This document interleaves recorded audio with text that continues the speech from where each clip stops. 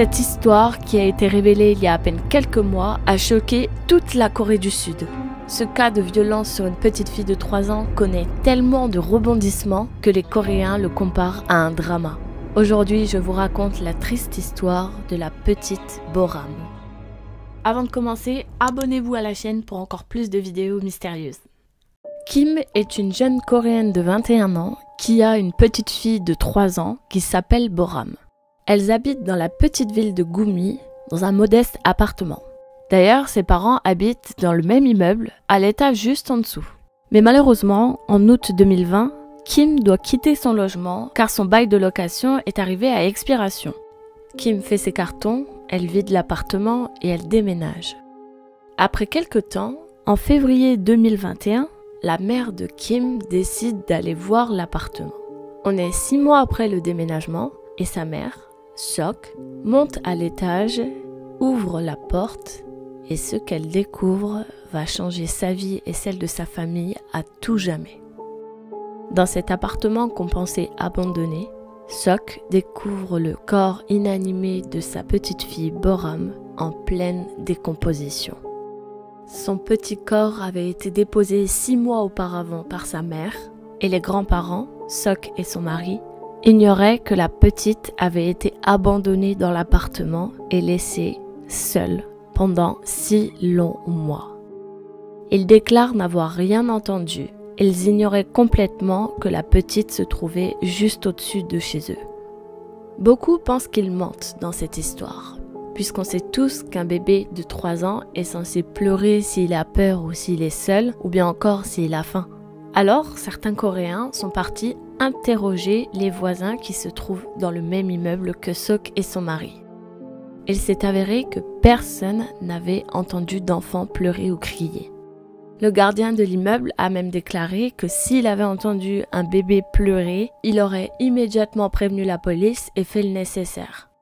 On estime alors que la petite Boram n'a jamais été laissée ici vivante et que sa mère Kim l'avait tuée avant de l'abandonner dans l'appartement.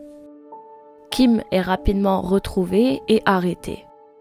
Elle avoue avoir quitté l'appartement 6 mois auparavant en laissant volontairement sa fille Boram inconsciente, tout en sachant que la petite était probablement morte. Elle ajoute avoir abandonné Boram car elle avait du mal à l'élever, mais la vérité c'est qu'elle allait se marier avec un nouvel homme. Elle voulait recommencer une nouvelle vie et prendre un nouveau départ en laissant sa vie d'avant derrière elle. Elle a également déclaré « Je ne veux plus la voir. Elle me rappelle beaucoup trop mon ex-compagnon. D'ailleurs, ce n'est pas ma fille, mais c'est la sienne. » Elle voulait vraiment recommencer à partir de zéro. L'histoire a été beaucoup médiatisée et les Coréens n'arrivent pas à comprendre un tel comportement venant d'une mère. Pourquoi n'a-t-elle pas signalé que sa fille avait perdu connaissance? Pourquoi l'avoir abandonnée? Pourquoi ne pas tout simplement l'avoir placée en foyer afin de lui donner la chance d'intégrer une famille qui allait l'aimer sincèrement? Il faut dire que pendant les 6 mois, elle a continué de toucher les aides sociales tout en sachant que sa fille Boram était restée seule dans l'appartement et était donc probablement décédée. Le public se demande alors où est le père de Boram. Il s'agit d'un jeune garçon de 21 ans nommé Hong que Kim avait rencontré quand elle avait 19 ans. Ils ont eu Boram assez rapidement, mais ils se sont séparés car Hong a découvert que Kim le trompait. Il estime être trop jeune pour être père et confie la garde de Boram à Kim. Selon lui et les amis de Kim, elle s'occupait très bien de Boram. Il n'y avait rien qui laissait supposer que la petite était violentée ou frappée ou maltraitée. Au contraire, Kim semble être une mère aimante et exemplaire. Pourtant, depuis mai 2020, il trouve que Kim a un comportement suspect. Elle ne ramène plus Boram avec elle quand elle les rejoint, elle n'envoie plus autant de photos et de vidéos comme elle avait l'habitude de le faire. On suspecte alors qu'elle a commencé à maltraiter sa fille à partir de cette période. Pour le moment, on dirait que c'est une histoire plutôt basique. Une mère néglige de plus en plus son enfant et en vient à le tuer par accident, mais accrochez-vous car l'histoire ne fait que commencer. La police a effectué un prélèvement sur le petit corps de Boram pour faire un test ADN avec sa mère, Kim. Ce qui en est sorti, c'est que Kim n'est pas la mère biologique de Boram. Mais alors, qui est la mère de la petite? Les enquêteurs ont donc fait le test ADN sur Sok, la grand-mère de Boram, et il s'est avéré que c'est elle la mère biologique. Tout ça va encore plus loin puisque Hong, l'ancien petit ami de Kim, a lui aussi été testé. Et on a découvert qu'il n'est pas le père de Boram. Le mari de Sok a été testé, mais il n'est pas le père biologique. Cela veut dire que Kim n'est pas la mère de Boram, mais elle est sa demi-sœur. Pourtant, on se rappelle que Kim était bien enceinte quand elle était avec Hong. Donc si Boram n'est pas sa fille, où est le bébé dont elle a accouché? On a bien des preuves qui indiquent qu'elle a donné naissance à un enfant, mais on ignore où est ce bébé. Selon la police, Sok aurait échangé les bébés à leur naissance sans en parler à sa fille. Kim ne savait rien de cette histoire. D'ailleurs, elle est tout autant choquée que les Coréens quand elle apprend que Boram n'est pas sa fille biologique. Alors, la police arrête Sok pour l'interroger. Malgré les preuves scientifiques et le test ADN démontrant qu'elle est la mère biologique de Boram, elle insiste et clame haut et fort qu'elle n'a jamais donné naissance à une autre fille que Kim. Elle est passée au détecteur de mensonges, mais aucune information n'a pu lui être soutirée. Elle reste sur sa version que Boram n'est pas sa fille. Le mari de Sok, qui je le rappelle n'est pas le père de Boram, dit ne rien savoir de ces histoires. Avec le temps, on découvre alors que ce n'est pas Sok qui a appelé la police quand elle a découvert le corps, mais c'est lui, son mari, qui les a contactés.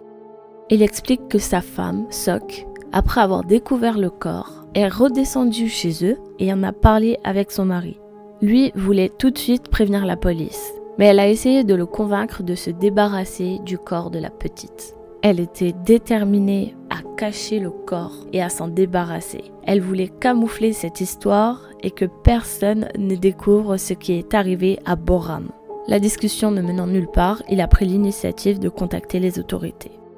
Le pire, c'est qu'on a découvert dans les lettres que Sok envoyait à son mari depuis la prison qu'elle savait depuis plus de 6 mois que Boram se trouvait dans l'appartement, inanimé et laissé pour morte par sa fille Kim.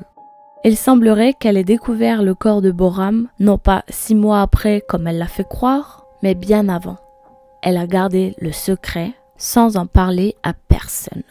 Encore plus grave, entre le jour où elle a découvert pour la première fois et le jour où elle est montée et elle en a parlé à son mari, elle a appelé sa fille Kim à de nombreuses reprises afin qu'elle s'organise et se débarrasse du corps ensemble. Kim aurait quitté l'appartement au mois d'août 2020. Pourtant, les factures d'électricité indiquent l'inverse. Il semblerait que l'appartement n'était pas aussi vide qu'on le pensait, puisqu'il y a eu un pic dans l'utilisation de l'électricité au cours du mois de septembre, comme le montrent ces factures. Alors, que s'est-il passé dans ce logement? Est-ce que Kim maltraitait sa fille au point de l'avoir tuée par accident ou volontairement? Pourquoi la mère de Kim continue de mentir? Serait-ce pour protéger sa fille? Est-ce que le premier bébé, celui de Kim, qui a disparu, a vécu le même sort que la petite Boram? Peut-être que Sok et Kim ont échangé les bébés afin de couvrir la mort accidentelle du premier. Et comment cela se fait que Sok était enceinte et que son mari n'a pas posé de questions quant au fait qu'aucun bébé ne soit revenu à la maison après son accouchement? Comme je vous le disais, cette histoire a réellement bouleversé la Corée du Sud. Le triste sort qu'a subi la petite Boram a ému le pays entier. Beaucoup de personnes essaient de comprendre cette histoire et plusieurs théories ont vu le jour. L'une des plus plausibles est que Sok et Kim faisaient partie d'un réseau de mères porteuses. L'idée, c'est que Sok aurait donné un de ses ovules à Kim afin que sa fille fasse la grossesse à sa place vu qu'elle est plus jeune. Cela expliquerait pourquoi on n'arrive pas à retrouver qui est le père de Boram. Cela expliquerait aussi pourquoi Sok reste aussi insistante sur sa version, puisqu'en effet, théoriquement, elle n'a pas donné naissance à une fille, même si elle a donné ses ovules à sa fille, Kim, afin qu'elle fasse la grossesse à sa place.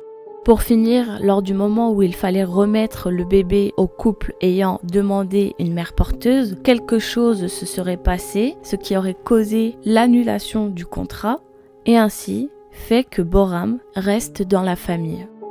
Selon cette théorie, l'enfant qui a disparu n'a finalement jamais existé.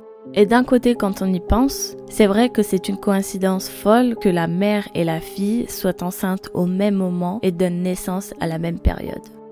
Mais tout cela nous mène à nous poser de nouvelles questions. Qui savait pour cette histoire de mère porteuse? Est-ce que le nouveau mari de Kim était au courant? Est-ce qu'il a participé dans cette histoire? Est-ce que Hong, l'ancien petit ami de Kim, sait des choses? Il a forcément assisté à la grossesse de Kim. Il ne s'est douté de rien? Comme cette histoire est très récente, nous n'avons pas tous les éléments, mais tout cela reste très intriguant. Et vous, qu'est-ce que vous en pensez? Dites-moi tout ça en commentaire. Abonnez-vous à la chaîne si vous aimez ces histoires, car j'en fais une chaque semaine. Venez sur notre Discord, je mets le lien ici et en description. Et on se dit à la prochaine histoire. Ciao!